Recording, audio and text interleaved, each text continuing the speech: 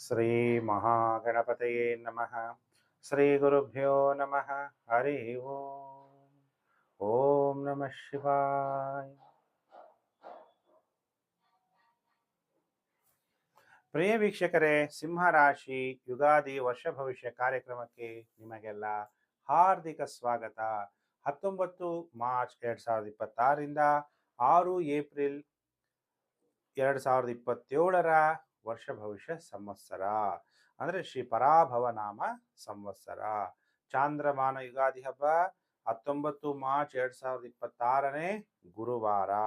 ಯಾರು ಸೌರಮಾನ ರೀತಿಯಲ್ಲಿ ಹಬ್ಬವನ್ನ ಆಚರಣೆ ಮಾಡ್ತೀರಿ ಅಂತವರು ಸೂರ್ಯನು ಮೇಷರಾಶಿಗೆ ಪ್ರವೇಶ ಆಗುವಂತಹ ಕಾಲ 14 ಏಪ್ರಿಲ್ 2026 ಮಂಗಳವಾರ ಯುಗಾದಿ ಹಬ್ಬವನ್ನ ಆಚರಣೆ ಮಾಡಿ. ಬೇವು ಬೆಲ್ಲ ಸೇವನೆ ಮಾಡುವಂತಹ ಹಬ್ಬ.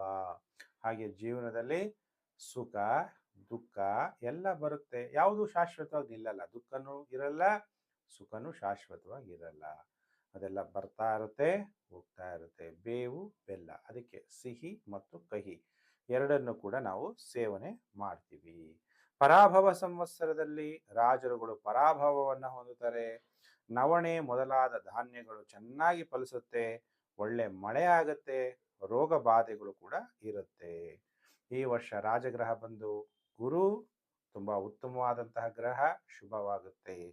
ಮತ್ತೆ ಮಂತ್ರಿಗ್ರಹ ಬಂದು ಕುಜ, ಅದರಿಂದ ಅಗ್ನಿ ಭಯ, ಅಗ್ನಿ ಅವಘಡಗಳು, ಯುದ್ಧ ಭೀತಿಗಳು ಇರುತ್ತೆ. ಸೇನಾಧಿಪತಿ ಚಂದ್ರ ಆಗಿರೋದ್ರಿಂದ ಒಳ್ಳೆ ಮಳೆ ಬೆಳೆ, ಒಳ್ಳೆ ಹಾಲು, ಎಲ್ಲ ಒಳ್ಳೆ ಫಲಗಳು ಪ್ರಾಪ್ತಿಯಾಗುತ್ತೆ. ಹಾಗಾದ್ರೆ ಸಿಂಹರಾಶಿಯವರಿಗೆ ಆದಾಯ 5, ವ್ಯಯ ಕೂಡ 5 ಆಗಿರುತ್ತೆ.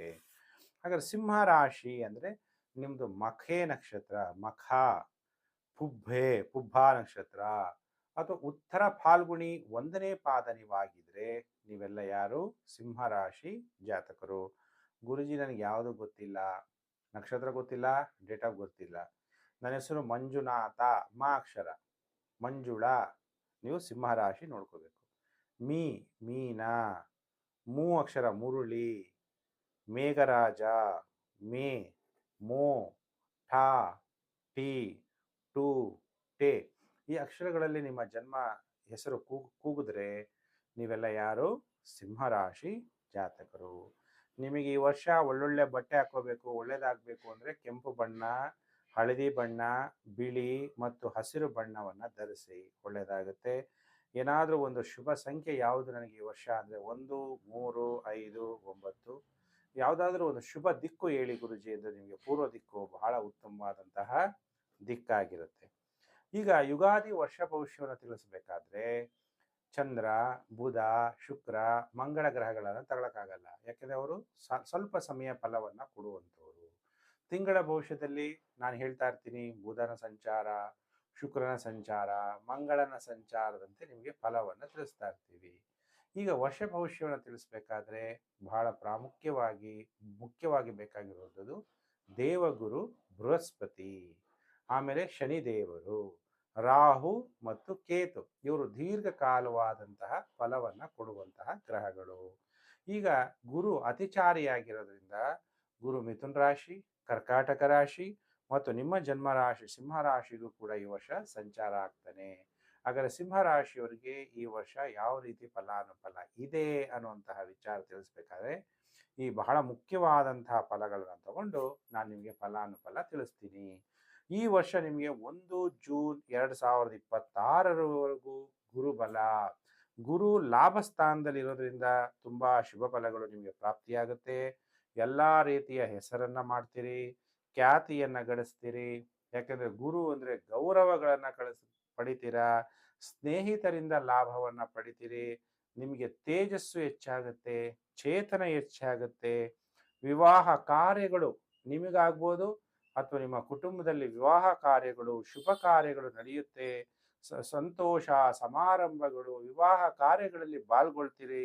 ವಿವಾಹಕ್ಕೆ ಹೋಗೋದು ಒಂದು ಶುಭ ಕಾರ್ಯ ಅದು, ಅಥವಾ ಗೃಹ ಪ್ರವೇಶ, ಇಂತಹ ಶುಭ ಕಾರ್ಯಗಳಲ್ಲಿ ನೀವು ಹೋಗ್ತಾ ಇರ್ತೀರಾ. ವ್ಯಾಪಾರದಲ್ಲೂ ಹೆಚ್ಚಾಗಿ ವೃದ್ಧಿಯಾಗುತ್ತೆ. ಲೈಂಗಿಕವಾಗಿ ಸಂತೃಪ್ತಿಯನ್ನು ಕೂಡ ಪಡಿತೀರಾ. ದಾನ ಧರ್ಮಗಳನ್ನೂ ಕೂಡ ಈ ವರ್ಷ ಜೂನ್ 2026ವರೆಗೂ ಗುರು ಸಿಂಹರಾಶಿಯವರಿಗೆ ಶುಭ ಫಲಗಳನ್ನು ಕೊಡ್ತಾ ಹೋಗ್ತಾನೆ. ಹಾಗಾದ್ರೆ 1 ಜೂನ್ 2026 ನಂತರ ನೆಗೆಟಿವ್ ಎಫೆಕ್ಟ್ ಆಗುತ್ತೆ. ಜೂನ್ ನಂತರ 1/6ರಿಂದ 31/10/2026ವರೆಗೂ ಗುರು ವ್ಯಯಭಾವದಲ್ಲಿ ಅಂದರೆ ಕರ್ಕಾಟಕ ರಾಶಿಯಲ್ಲಿ ಉಚ್ಚನಾದಾಗ ಬೇಡವಾದ ಶತ್ರುಗಳ ಕಾಟ ಉಂಟಾಗ್ಬೋದು, ಅನಾರೋಗ್ಯ ಉಂಟಾಗುವ ಸಾಧ್ಯತೆ ಇದೆ, ಕೆಟ್ಟ ವ್ಯವಹಾರ ಮತ್ತು ಜೂಜಾಟದಿಂದ ಧನನಷ್ಟ ಆಗುವಂಥದ್ದು, ಧಾರ್ಮಿಕ ಕಾರ್ಯಗಳು, ವಿವಾಹ ಕಾರ್ಯಗಳಿಗೆ ಹೆಚ್ಚು ಖರ್ಚಾಗುವಂತಹ ಸಾಧ್ಯತೆಗಳಿದೆ. ಆದ್ದರಿಂದ ಸಿಂಹರಾಶಿ ಜಾತಕರು ಬಹಳ ಎಚ್ಚರ. ಅದಾದ ಮೇಲೆ 31/10/2026ರಿಂದ 24 ಜನವರಿ 2027ವರೆಗೂ ಗುರು ನಿಮ್ಮ ಜನ್ಮ ರಾಶಿಯಲ್ಲೇ ಸಂಚಾರ ಆಗ್ತಾನೆ. ಆಗ ತುಂಬಾ ಕಷ್ಟವನ್ನು ಅನುಭವಿಸ್ಬೇಕಾಗುತ್ತೆ. ದೇವನಾದಂತಹ ಭೂಮಿ ಮೇಲೆ ಬಂದಂತಹ ರಾಮನು ಜಾತಕದಲ್ಲಿ ಜನ್ಮ ರಾಶಿಯಲ್ಲಿ ಗುರು ಬಂದಾಗ ಇಡೀ ರಾಜ್ಯ ಭಾಗ್ಯವನ್ನು ಬಿಟ್ಟು ವನವಾಸಕ್ಕೆ ಹೋಗ್ಬೇಕಾಗುವಂಥ ಪರಿಸ್ಥಿತಿ ಬರುತ್ತೆ. ನಿಮ್ಮ ಆಸ್ತಿಗಳನ್ನು ನೀವು ಕಳೆದುಕೊಳ್ಳುವಂತಹ ಸಾಧ್ಯತೆ, ಆರೋಗ್ಯ ಕೆಡುತ್ತೆ, ಬಹಳ ಎಚ್ಚರ, ಅಂತಸ್ತನ್ನು ಕಳೆದುಕೊಳ್ಳುವಂತಹ ಪರಿಸ್ಥಿತಿ, ಭಯ, ಶಿಕ್ಷೆ, ಕಾನೂನನ್ನು ಪಾಲನೆ ಮಾಡದೇ ಇದ್ರೆ ತುಂಬ ಕಷ್ಟವನ್ನು ಅನುಭವಿಸ್ಬೇಕಾಗತ್ತೆ. ಕೆಲವರು ಜನ್ಮ ಸ್ಥಳವನ್ನು ತ್ಯಾಗ ಮಾಡುವಂತಹ ಪರಿಸ್ಥಿತಿಗಳು ಕೂಡ ಬರುವಂತಹ ಸಾಧ್ಯತೆ ಇದೆ. ಈಗ ಈ ವರ್ಷ ನಿಮಗೆ ಜೂನ್ವರೆಗೂ ಗುರುಬಲ ಇದೆ. ಹಾಗಾದರೆ ಶನಿ ಯಾವ ರೀತಿ ಫಲ ಕೊಡ್ತಾರೆ? ಶನಿ ನೋಡಿ ನಿಮಗೆ ಅಷ್ಟಮ ಶನಿ. ಈ ವರ್ಷ ಪೂರ್ತಿ ಶನಿ ಅಷ್ಟಮದಲ್ಲೇ ಸಂಚಾರ ಆಗೋದ್ರಿಂದ ತಾವು ಮಾಡುವಂತಹ ವೃತ್ತಿಯಲ್ಲಿ ಅಪಖ್ಯಾತಿ, ಬಹಳ ಕಷ್ಟಗಳು, ಆಮೇಲೆ ಹೊಟ್ಟೆ ವ್ಯಾಧಿ, ಅಪಘಾತಗಳಾಗುವಂಥದ್ದು, ಕಾಲುಗಳಿಗೆ ಗಾಯ, ಈ ಥರ ಪ್ರೀತಿ ಪ್ರೇಮದಲ್ಲಿ ಕೆಲವರಿಗೆ ತೊಂದರೆಗಳಾಗುವಂಥದ್ದು, ಕೆಟ್ಟ ನಡತೆಯಿಂದ ನಿಮಗೆ ತೊಂದರೆ ಆಗುವಂಥದ್ದು, ಪ್ರಾಣಕ್ಕೂ ಕೆಲವು ಸಮಯದಲ್ಲಿ ನಿಮಗೆ ಅಪಾಯ ಉಂಟಾಗುವ ಸಾಧ್ಯತೆ ಇದೆ. ಅದಕ್ಕೆ ಬಹಳ ಎಚ್ಚರ, ಎಲ್ಲ ಪ್ರಯತ್ನಗಳಲ್ಲಿ ತಡೆ, ವಿಘ್ನಗಳು ಉಂಟಾಗುವಂತಹ ಸಾಧ್ಯತೆ ಇದೆ. ಆದ್ದರಿಂದ ಸಿಂಹ ರಾಶಿ ಜಾತಕರು ಬಹಳ ಎಚ್ಚರಿಕೆಯನ್ನು ವಹಿಸಬೇಕು. ಈ ವರ್ಷ ರಾಹು 5 ಡಿಸೆಂಬರ್ 2026ವರೆಗೂ ಕುಂಭರಾಶಿಯಲ್ಲಿ ಇರ್ತಾನೆ. ಈ ವರ್ಷ 5 ಡಿಸೆಂಬರ್ 2026 ನಂತರ ರಾಹು ನಿಮ್ಮ ಜನ್ಮ ರಾಶಿಗೆ 6ನೇ ಮನೆಗೆ ಸಂಚಾರ ಆಗ್ತಾನೆ. ಅವಾಗ ಶುಭ ಫಲ ಕೊಡ್ತಾನೆ. ಅಲ್ಲಿವರೆಗೂ ಸಪ್ತಮದಲ್ಲಿರುವ ರಾಹು ಆಕಸ್ಮಿಕವಾಗಿ ವಿಪತ್ತುಗಳಲ್ಲಿ ನೀವು ಸಿಕ್ಕಿಕೊಳ್ಬೋದು, ಅವಮಾನ ಅಪಮಾನಗಳಾಗ್ಬೋದು, ನೀಚ ಸ್ತ್ರೀಯಿಂದ ನಿಮಗೆ ಅಪವಾದ ಬರುವ ಸಾಧ್ಯತೆಗಳಿದೆ. ಎಚ್ಚರ.